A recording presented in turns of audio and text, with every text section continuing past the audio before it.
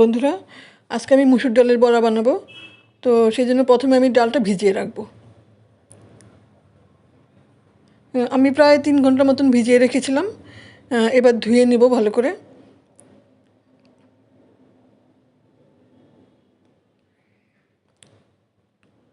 ভালো করে ধুয়ে নিয়েছি। এবার আমি মিক্সিতে পেস্ট করে নেব। খুব বেশি মিহি করব না, একটু দানা দানা থাকবে, তাহলে বড়াটা খুব ভালো হবে।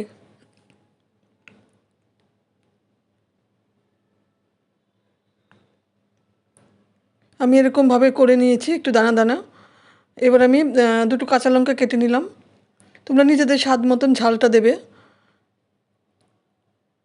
আর একটা বড় সাইজের পেঁয়াজ কেটে নিয়েছি।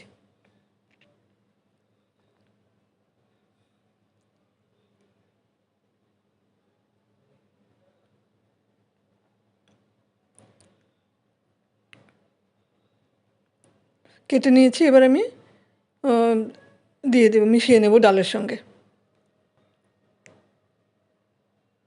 আমি দিয়ে দেবো পরিমাণ মতো নুন আর হলুদ গুঁড়ো।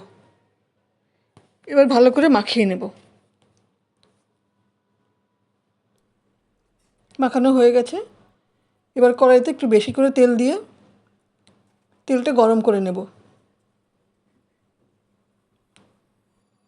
কড়াইয়ের আঁচটা মিডিয়ামে রেখে আমি ভেজে নেব ডালের বড়া।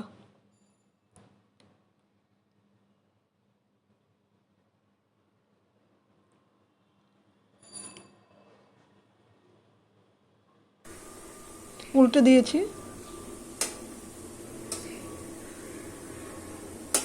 আমি একটু ব্রাউন করেই ভাজবো, তাহলে ভালো হবে খেতে।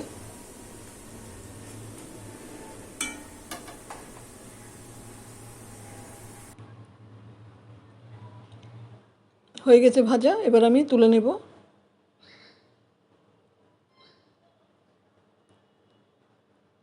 আমি বাকিগুলো একইভাবে ভেজে নেব।